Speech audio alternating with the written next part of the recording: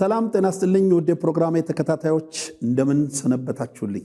እንግዲህ ባለፈው በተከታታይ ዛሬ ሶስተኛ ክፍል ነው ቤተሰብና ፈተናን የማለፍ ጥበብ በሚል የፈተናን ምንነት የሚገልጥ እንዲሁ የመግቢያ ትምህርት ሰጥቻችሁ ነበር።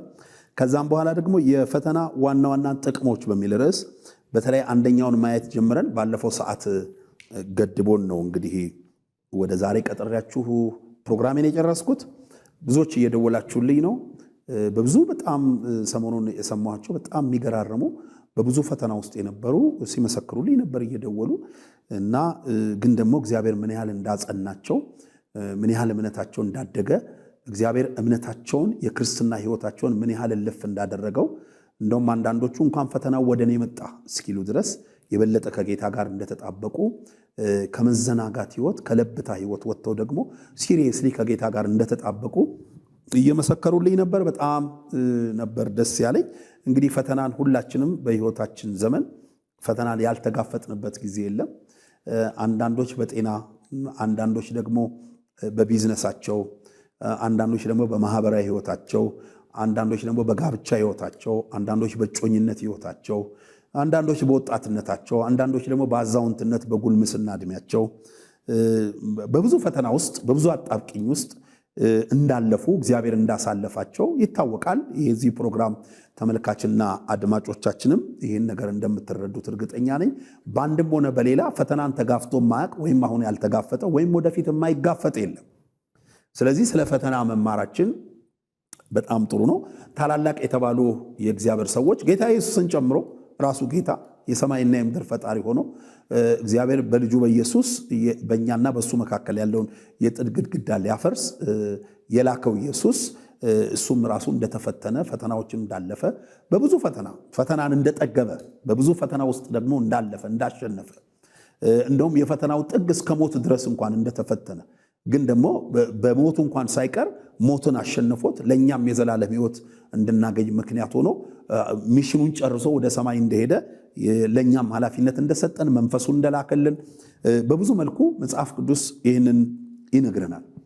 ስለዚህ ክርስቲያን ሆኖ ፈተናን መሸሽ አይቻልም። ክርስቲያን ሆኖ ፈተናን አልጋፈጥም ማለት አይቻልም። ክርስቲያን ሆኖ ዲያብሎስን መቃወም ይቻላል እንጂ ፈተናን ተቃወሙት የሚል የለም።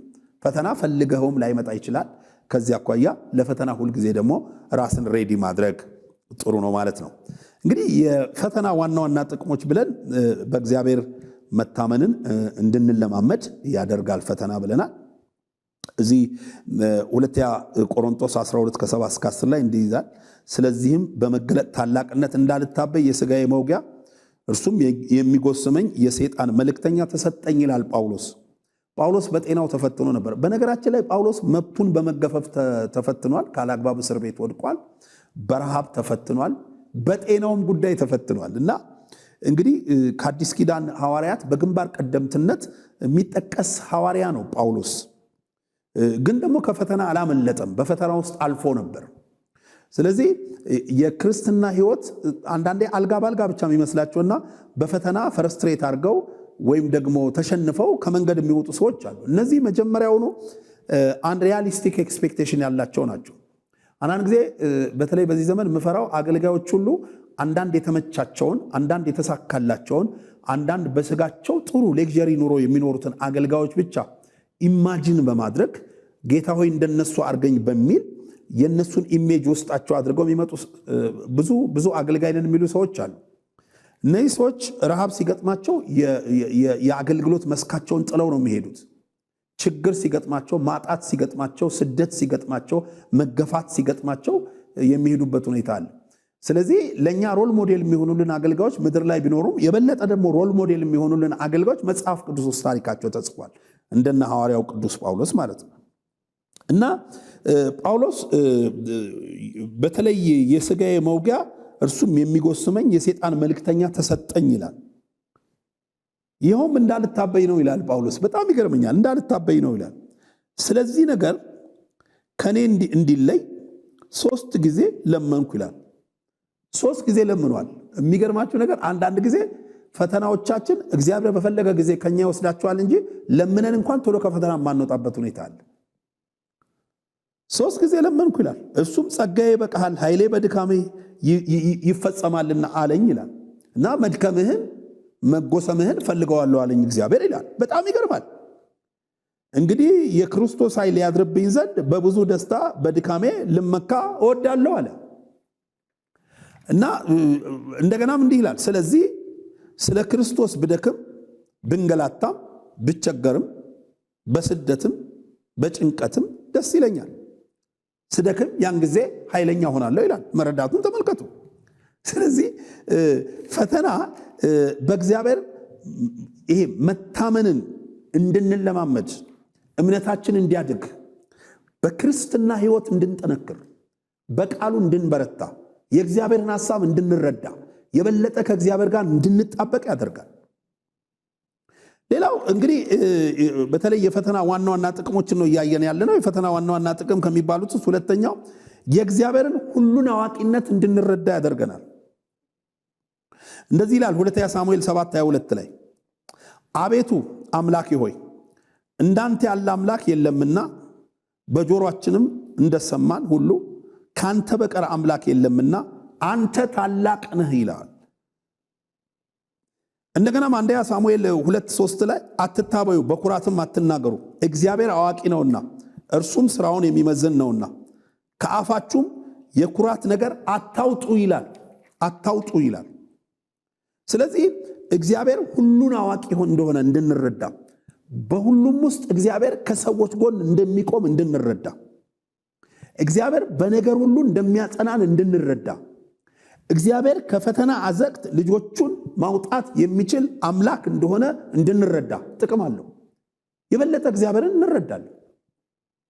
ለዚህ ነው ኢዮብ ከተፈተነ በኋላ መጨረሻ ላይ መስማትንስ በጆሮዬ ሰምቼ ነበር ይላል፣ አሁን ግን ዓይኔ አየች ይላል። በጣም ይገርማል። እንግዲህ ኢዮብ በመግቢያው ላይ ስንመለከቱ ጻድቅ ሰው ነው፣ ከሰው ሁሉ መካከል የተከበረ ሰው ነው፣ እግዚአብሔርን የሚፈራ ሰው ነው። እና ኢዮብ ለሰይጣን እንኳን አልተመቸውም ኑሮ። ኢዮብ ሰይጣንን በኑሮ የከሰሰ ሰው ነው። እና እግዚአብሔር ራሱ እኮ የተወራረደበት ነው። ኢዮብ አይ ያለውን ነገር ብትወስድበት ይክድሃል ሲለው እግዚአብሔር ወስጄ ያሳይሃለሁ ብሎ እንግዲህ ሲወሰድ ዝም ሲለው እንመለከታለን።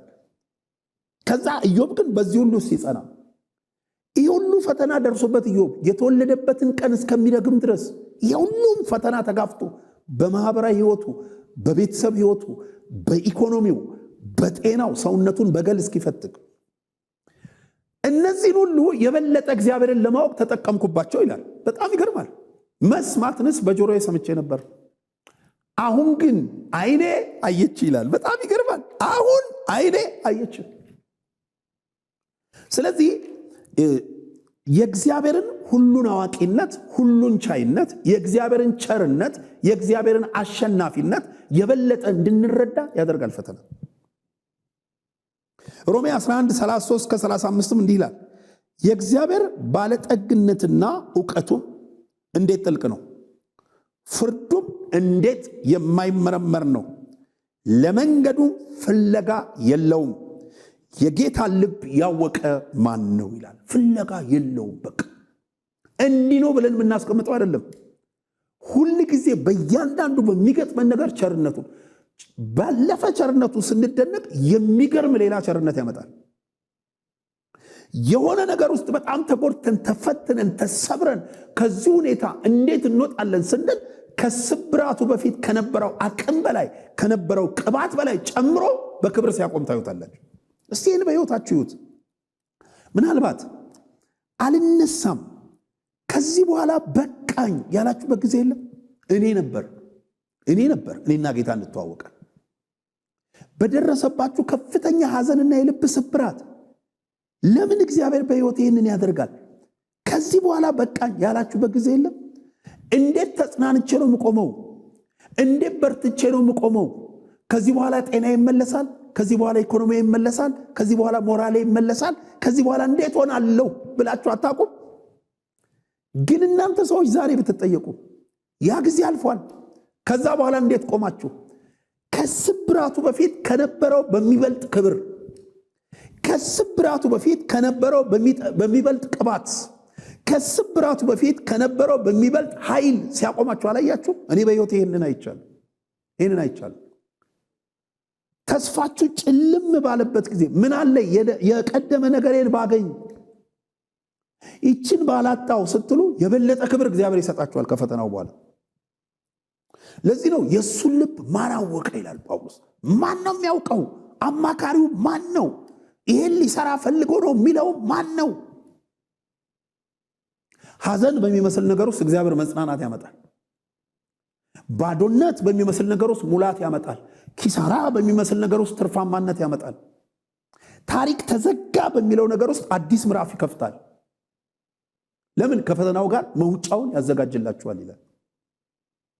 በፈተናችን ጊዜ ሊራራ የሚችል አምላክ እንዳለን ቃሉ ይናገራል። እና የእግዚአብሔር ባለጠግነትና ዕውቀቱም እንዴት ጥልቅ ነው! ፍርዱም እንዴት የማይመረመር ነው! ለመንገዱም ፍለጋ የለውም። የጌታን ልብ ያልወቀ ማን ነው? ወይስ አማካሪው ማን ነው? ወይስ ብድራቱን ይመልስ ዘንድ ለእርሱ አስቀድሞ የሰጠው ማን ነው? ሁልጊዜ ከእርሱ ለእርሱ በእርሱ ነውና ለእርሱ ለዘላለም ክብር ይሁን ይላል። ሁሉ ነገር ለእርሱ ነው፣ ከእርሱ ነው፣ በእርሱ ነው። ስለዚህ ወገኖቼ ፈተና ጥቅም አለው። የእግዚአብሔርን ሁሉን አዋቂነት፣ ሁሉን ቻይነት የበለጠ እንረዳለን። ከፈተናው በኋላ አዋጅ ይገለበጣል። ለምሳሌ እነ ሲድራቅና አብደናጎም እሳት ውስጥ ከተጨመሩ በኋላ ልብ አድርጉ፣ አቃጣዮቻቸው ነደዋል፣ እነሱ ግን ዳኑ። ከፈተናው በኋላ አዋጅ ተገለበጠ። በጣም ይገርማል። ለምሳሌ ዳንኤልን ስንመለከት በአንበሳው ጉድጓድ ተጣለ። የሚገርም ነገር ነው። ሆኖ አያውቅም። ከአንበሳ አፍ ሰው ወጥቶ አያውቅም። እንደውም እነዛ ያንን አካባቢ በተለይ አንበሶቹን ታሪካዊ ዳራ ስንመለከት ወንጀለኛ መቅጫ ናቸው። እግረ መንገዱን ወንጀለኛ ለአንበሳ ቀለብ ይሆናል። አየር ላይ ነው የሚቀልቡት። ለምን? በመጨረሻ እኮ ሮባሪዎቻቸው ሲገቡ አየር ላይ ነው የቀለቧቸው፣ አጥንታቸውም አልቀረም። ዳንኤል ግን ተኝቶ ነው ያደረው፣ ዘና ሲል ነው ያደረው። ከፈተናው በኋላ ደግሞ ሕገ መንግሥት ሲለወጥ ታያላችሁ። ከዳንኤል የተነሳ በእኔ ግዛት ያለ ሕዝብ ሁሉ የዳንኤልን አምላክ የማያመልክ ይቀጣል የሚል ቁጣ። ለምን? አምላኩን አይቼዋለሁ። አምላኩ የአንበሳን መንጋጋ የአንበሳን ጎሮሮ ሲዘጋ አይቻለሁ። ስለዚህ ወገኖቼ ከፈተናችን በኋላ የሚሆን ነገር አለ። በፈተና ፍረስትሬት ከማድረግ ይልቅ እግዚአብሔር ሆይ በዚህ ፈተና አቅም ሰጥተኸኝ አንተ ከኔ ጋር ቆመ ከፈተናው በኋላ ያለውን ድል አሳየኝ ማለት ትልቅ ነገር። በፈተና ምክንያት ከጌታ ቤት የቀራችሁ አንዳንድ ሰው በፈተና ምክንያት ከጌታ ቤት የቀራል። አንዳንዱ ደግሞ ፈተናውን ከሌላ ሰው ጋር መላተም ያደርገዋል። በጣም ይገርማችኋል። የጤና ፈተና ሲመጣበት ሲያመው እኔ አሞኝ ፓስተር እንትና አልጠየቀኝም ብሎ ፈተናውን መላተም ያደርገዋል። ወገኔ ፈተናን መላተም አታርገው። ፈተናን ከወገኖች ጋር መጋጫ አታርገው። ፈተናን ከአገልጋዮች ጋር መጋጫ አታርገው። ፈተናን ቤተክርስቲያን መቅሪያ አታርገው። ፈተናን የበለጠ እግዚአብሔርን ማወቅ ያርገው። የበለጠ በእምነት መጽኛ አድርገው። የበለጠ እግዚአብሔር ወዳየልህ ማዶ መግቢያ አድርገው። መሸጋገሪያ ድልድይ አድርገው። ፈተናን እግዚአብሔር ሳያውቀው በአንተ ላይ የሆነ ነገር የለም። እግዚአብሔር ሳያውቀው በእያንዳንዳችን ላይ የሆነ ነገር የለም። በየቤታችን የምንጋፈጣቸው ፈተናዎች በጣም ልዩ ልዩ ናቸው። ግን ደግሞ እግዚአብሔር ሳያውቀው የሆነ ነገር የለም። ሌላው ፈተና ምንድነው ለሚለው ወደ ቀጣዩ እምነት ምዕራፍ እንድንሸጋገር ያደርገናል። የፈተና ጥቅም ምንድነው ለሚለው ወደ ቀጣዩ የእምነት ምዕራፍ ፈተና የሽግግር ኬላ ነው። ያዕቆብ 1:2-4 ይላል፣ ወንድሞች ሆይ የእምነታችሁ መፈተን ትዕግስትን እንዲያደርግላችሁ አውቃችሁ ልዩ ልዩ ፈተና ሲገጥማችሁ እንደ ሙሉ ደስታ ቁጠሩት። ደስ ይበላችሁ። የሆነ ነገር ሊሆን ነው። አያችሁ፣ የሆነ ነገር ሊሆን ነው። ያዕቆብ 4:15-16 ላይ ከኃጢአት በቀር በነገር ሁሉ እንደኛ የተፈተነ ነው እንጂ በድካማችን ሊራራልን የማይችል ሊቀ ካህናት የለንም። እንግዲህ ምሕረትን እንድንቀበል በሚያስፈልገንም ጊዜ የሚረዳንን ጸጋ እንድናገኝ ወደ ጸጋው ዙፋን በእምነት እንቅረብ። ይራራልናል። ተፈትኗል። እንደኛ የኛ ስራ ሁሉ ጊዜ ወደ ጸጋው ዙፋን በእምነት መቅረብ ነው። እዚህ ኢሳይያስ 41 ከ10 እስከ 13 ምን ይላል? እኔ ካንተ ጋር ነኝና አትፍራ፣ እኔ አምላክ ነኝና አትደንግጥ፣ አበረታሃለሁ፣ እረዳህማለሁ፣ በጽድቄም ቀኝ ደግፌ እይዝሃለሁ ይለዋል። አትደንግጥ፣ አትፍራ። በጣም መጽሐፍ ቅዱስ በጣም አትፍራ፣ አትደንግጥ የሚለው በጣም ይገርማል። ለምንድን ነው? የሚያስደነግጥ ነገር በዙሪያው አለው። አትደንግጥ ይለዋል። እነሆ የሚቆጡ ሁሉ ያፍራሉ ይለዋል። በጣም ይገርማል። አንዳንድ ጊዜ የተቆጪዎች መዓት ላያችሁ ላይ ተነስቶ ልትፈተኑ ትችላላችሁ። ይዋረዳሉ። የሚከራከሩ እንዳልነበሩ ይሆናሉ። መናገር አትችል ይሆናል። ተከራክረው የረቱ ልትመስል ትችል ይሆናል። ተከራክሮሽ የረቱሽ ልትመስል ትችል ይሆናል። ግን እንዳልነበሩ ይሆናሉ። ይጠፉማል። የሚጠሉህንም ትሻቸዋለህ፣ አታገኛቸውም። በኢየሱስ በጣም ቆድብጋ አታገኛቸውም። ብትፈልጋቸው አታገኛቸውም። ወገኔ አሁን ያናወጠህን ነገር ብትፈልገው አታገኘውም። ያናወጡህ ይዋረዳሉ። አንተ ግን ወደ ክብር ምዕራፍ ትሸጋግራለህ። አንተ ወደ ከፍታ ምዕራፍ፣ አንቺ ወደ ከፍታ ምዕራፍ ትሸጋግራለሽ። እግዚአብሔር ወዳየልን ክብር፣ እግዚአብሔርን እያስደሰትን ወደምንኖርበት ክብር፣ በአገልግሎታችን፣ በቤተሰብ ህይወታችን፣ በስራችን፣ በቢዝነሳችን፣ በተለያየ ማህበራዊ ህይወታችን እግዚአብሔርን ወደምናስደስበት ክብር እንገባለን። የሚዋጉህም እንዳልነበሩ እንደ ምናምን ይሆናሉ። እኔ አምላክ እግዚአብሔር አትፍራ፣ እረዳሃለሁ ብዬ ቀኝህን ይዛለሁና ይላል። ስለዚህ ወገኖቼ ፈተና አለ፣ ግን ድል ደግሞ አለ። እንደገና አንደኛ ጴጥሮስ ምዕራፍ 1 ከቁጥር 6 እስከ 7 እንዲህ ይላል፣ ነገር ግን በእሳት ምንም ቢፈተን ከሚጠፋው ወርቅ ይልቅ አብልጦ የሚከብር የተፈተነ እምነታችሁ ኢየሱስ ክርስቶስ ሲገለጥ ለምስጋናና ለክብር ለውዳሴም ይገኝ ዘንድ አሁን ለጥቂት ጊዜ ቢያስፈልግ በልዩ ልዩ ፈተና አዝናችኋል ይላል። ጌታ ሲገለጥ ለክብር። ለዚህ ነው የተፈተኑ ሰዎች ምስጋናቸው ይጣፍጣል። በችግር ውስጥ ያለፉ ሰዎች ምስጋናቸው ይጣፍጣል። በችግር ውስጥ ያለፉ ሰዎች እልልታቸው የሰይጣንን መንግስት ያናውጣል። እልልታቸው፣ ዝማራቸው የጠላትን መንግስት ያናውጣል። ወገኖቼ የተፈተኑ ሰዎች፣ ያዘኑ ሰዎች፣ የተሰበሩ ሰዎች፣ ማዷቸው ላይ የገቡ ሰዎች፣ እግዚአብሔር ክብር የሆናቸው ሰዎች፣ እግዚአብሔር ከረግረግ ጭቃ ያወጣቸው ሰዎች፣ ዳዊት እንዳለው በእነሱና በሞት መካከል አንድ እርምጃ ቀርቶ እንኳን ሳለ እግዚአብሔር የረዳቸው ሰዎች በምስጋና ይሞላል ቤታቸው። ስለዚህ ወገኖቼ ብትፈተኑ አይዟችሁ፣ አይዟችሁ፣ እግዚአብሔር ከእናንተ ጋር አለ። አይዟችሁ፣ እግዚአብሔር ዛሬ የደረሰባችሁ ፈተና ውስጥ ሆናችሁ ስታስቡ እኔ ማሳስባችሁ እግዚአብሔር የተናገራችሁን ነገር አስቡ። እግዚአብሔር የሰጣችሁን የተስፋ ቃል አስቡ። አንዳንዶች ይመጣሉ ይደውሉና እግዚአብሔር ፓስተርዬ እግዚአብሔር እንዲህ ብሎኛል፣ እግዚአብሔር እንዲህ ተናግሮኛል፣ አሁን ያለውበት ሁኔታ ይሄ ነው እና እንደው እንዴት ይሄ ነገር በህይወቴ ደረሰ ይላሉ። ወገኖች እግዚአብሔር የተናገረው ነገር ከእግዚአብሔር አፍ የወጣ ነገር ሳይሰራ አይመለስም። እግዚአብሔር የሰጠሽን የተስፋ ቃል ሳታይ አትሞችም። እግዚአብሔር የሰጠህን የተስፋ ቃል ሳታይ አትሞት። እንደ ቤተሰብ ቢሆን፣ በአገልግሎታችን ቢሆን፣ እንደ ቤተ ክርስቲያን ቢሆን እግዚአብሔር አከብርሃለሁ ካለ ሳትከብር አትሄድም። እግዚአብሔር ስለ ቃሉ ታማኝ ነው። ሰው እኮ የአንድ ሀገር መሪ እንኳን የተናገረውን አምኖ ይሆናል ብሎ ይጠብቃል። የገባውን ተስፋ ያረጋውን ንግግር አምኖ ምናልባት እኮ የዛ ሀገር መሪ ይሄ ከሆነ በዚህ ኢኮኖሚ ምክንያት ይሄን እቅዳችን ሳናሳካ ቀርተናል ብሎ ሰኔ ላይ ሪፖርት ሊያቀርብ ይችላል። 100 ነገር ቢታቀድ 10 ላይ ይተሳካ ይችላል። እግዚአብሔር ግን 100 አቀደ 100ውን ያሳካል። ምክንያቱም እሱ መለኮት ነው። እሱ ራሱ ኃይል ነው። ለኛ የከበደ ነገር ለእግዚአብሔር የሚከብድ እንዳይመስላችሁ። ለኛ የገዘፈ ፈተና ለእግዚአብሔር ግዙፍ አይደለም። ስለዚህ ወገኖቼ ከፈተናችን በላይ እግዚአብሔር ትልቅነቱን እናክስፈው። እግዚአብሔርን ከፍ እናርገው። ባስጨነቀን ነገር ላይ፣ በፈተነን ነገር ላይ፣ ባናወጠን ነገር ላይ እግዚአብሔርን ከፍ እናርገው። እግዚአብሔርን ከፍ እናርገው። ዛሬ በብዙ መልኩ የተፈተኑ ሰዎች አሉ። በየቤቱ በየትዳሩ የተፈተኑ። ለዚህ ትዳር እግዚአብሔር የሰጠን የተስፋ ቃል ይሄ ነው። ለምንድን ነው ይሄ ደረሰብን የሚሉት? የሚሉ በብዙ መልኩ ወገኖቼ፣ በብዙ መልኩ ዛሬ ጭንቀት ውስጥ ያሉ ሰዎች አሉ። ግን እናንተ ሰዎች እነግራችኋለሁ፣ ከእግዚአብሔር ጋር ጽኑ፣ በእምነታችሁ ጠንክሩ፣ ጸልዩ፣ በእግዚአብሔር ፊት ጽኑ፣ በእግዚአብሔር ፊት። ምናልባት አንዳንዶቻችሁ እንደ ዮብ ጓደኞች እንደ ኤልፋዝና እንደ በልዳዶስ እናንተ ንስሐ ግቡ፣ ይሄ ነገር የደረሰባችሁ እንዲህ ስለሆነ ነው፣ እንዲህ የምትጎሳቆለው እንዲህ ስለሆንክ ነው፣ እግዚአብሔር እየቀጣ ነው ተብላችሁ ሊሆን ይችላል። የእግዚአብሔርን ልብ ማንም አያውቅም። ለእግዚአብሔር ማንም አማካሪው አይደለም። ሊሰራ ያሰበውን ነገር ማንም ሊያውቅ አይችልም።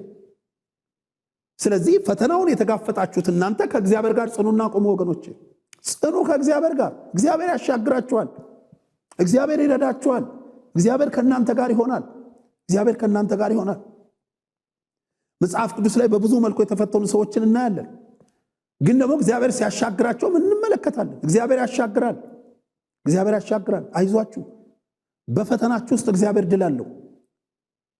በፈለገ ነገር በፈለገ አይነት ፈተና ብትሆኑ፣ የሆነ ነገር አጣን ብትሉ፣ በማጣታችሁ ውስጥ እግዚአብሔር እምነታችሁን ያሳድጋል። እግዚአብሔር ድል አለው፣ እግዚአብሔር ድል አለው። ለምን? መጽሐፍ ቅዱስ በአንድ ወቅት ተቸግረው በአንድ ወቅት አጣብቂኝ ውስጥ ሆነው በእግዚአብሔር እርዳታ በወጡ ሰዎች ታሪክ የተሞላ ነው። በአንድ ወቅት ልጅ አጥተው ልጅ ያገኙአሉ። በአንድ ወቅት ተርበው የጠገቡ አሉ። በአንድ ወቅት ታርዘው የለበሱ አሉ። ሞተው የተነሱ አሉ። የሚደርስላቸው አጥተው ጌታ የደረሰላቸው አሉ። ዘመድ ያጡ በጤና ፈተና ላይ ሆነው እግዚአብሔር ግን ነገርን የገለበጠላቸው። ለምሳሌ 38 ዓመት አልጋ ላይ የተኛው ሰው እግዚአብሔር ጌታ ኢየሱስ ነገርን ገልብጦለታል። ምክንያት ነው ያወራው። ጌታ ሲመጣ ውሃው ሲናወጥ ዘመድ ያላቸው እየተሸከሙ ያደርሷቸዋል። የበረቱ እየተነሱ መልአኩ ውሃውን ሲያናውጥ የበረቱ እየተነሱ ውሃ ውስጥ ይገባሉ። ያኔም ከበሽታቸው ይነጻሉ፣ ይፈወሳሉ። እኔ ግን የሚረዳኝ የለም። ይሄው እኔና አልጋዬ ይሄን ዓመት ሆኖናል። ይሄው አልጋው ተሸክሞኝ እኔም ላው ላይ ተኝቼ ይሄው ይሄን ዓመት ሆኖኛል። ጌታ ግን ኢሚዲየትሊ ወዲያውኑ ይሄን ሰውዬ ከዚህን ያህል ዓመት ፈተና ሲያወጣው እንመለከታለን። አልጋን ተሸክመ ተመላለስ። እኔ በጣም የሚገርመኝ ነገር ቀስ ብለህ አገግመህ እንደው ቀስ እያልክ መሄድን ተለማመድ። አንዳንድ ጊዜ ሆስፒታል ሰዎች ኦፕሬሽን የሆኑና መራመድ ተለማመድ፣ ትንሽ ተመላለስ፣ ቀስ እያልክ እንትን በል፣ ቀስ እያልክ እንትን በል ይባላሉ። ጌታ ግን የሚገርማችሁ ነገር ተነሳና አልጋን ተሸክመ ተመላለስ። የተሸከመህን አልጋ ተሸከመው። ነገር መገልበጥ ማለት ይሄ ነው። ነገር መገልበጥ ማለት ይሄ ነው። እግዚአብሔር የፈተና ጊዜያችሁ ሲዘጋ ከለማኝነት ወደ ሰጪነት ያሸጋግራችኋል። አያችሁ፣ ሰዎች ብዙ እየጸለዩላችሁ ሊሆን ይችላል። እናንተ ለሌላው እንድትጸልዩ ያረጋችኋል። ተርባቸው ሰዎች አብልተዋችሁ ሊሆን ይችላል። እናንተ ለሌላው እንድታበሉ ያረጋችኋል። ልብ አድርጉ። በጣም በብዙ እንባ ሰዎች አጽናንተዋችሁ ሊሆን ይችላል። እናንተ ሌላውን እንድታጽናኑ ያረጋችኋል። እግዚአብሔር ቀን አለው። አይዟችሁ። አሁን በተለያየ ፈተና ውስጥ ያላችሁ አይዟችሁ። እናንተ ያላችሁበትን ሁኔታ እግዚአብሔር ያውቃል። የደረሰባችሁ ነገር ከባድ ነው። ይሄን ዓለም ጽናት ያገኛችሁት በጌታ ነው። ግን ደግሞ ተጣበቁ ከጌታ ጋር ያዙት ጌታን። ለእናንተ ፈተና መፍትሄ የለም ሌላ። በምንገባባቸው አጣብቅኞች ውስጥ ሁሉ የምድር ነገስታት መፍትሄ አይሆኑንም። ሰዎች መፍትሄ አይሆኑንም። ልብ አድርጉ፣ እግዚአብሔር ነው መፍትሄ። ስለዚህ በፈተና ውስጥ ወገኖቼ፣ ፈተና የቀጣዩ የእምነት ምዕራፍ መግቢያ መንደርደሪያ እንደሆነ አውቀን በፈተና ውስጥ መጽናት አለብን። በእግዚአብሔር መጽናት አለብን። እንግዲህ ይሄ ትምህርት ለመግቢያ ያህል ነው እስካሁን ያልኳችሁ። በቀጣይ ክፍል ዋና የተፈተኑ ቤተሰቦች የተፈተኑ ቤተሰቦች እነማን ናቸው? መጽሐፍ ቅዱስ ላይ ያሉ የጋብቻ ባለታሪኮች፣ የቤተሰብ ህይወት ባለታሪኮች እነማን በምን ተፈተኑ? እነማን ፈተናን በምን አለፉ? ስለዚህ ዛሬ በቤታችን ያለው ሁኔታ ምንድን ነው? በእግዚአብሔር ቃል ቅኝት አሁን የተጋፈጥነውን ፈተና እንዴት አሸንፈን ማለፍ፣ እንዴት ወደ እግዚአብሔር ሐሳብ መግባት እንችላለን የሚለውን እናያለን። እስከ ሳምንት ጸልዩ፣ ተነጋገሩበት፣ ተወያዩበት። ሳምንት በዚሁ ሰዓት እንደገና እንገናኛለን። የሳምንት ሰው ይበለን። እስከዛው ቸርን ሰንብት። ወዳችኋለሁ። ባባይ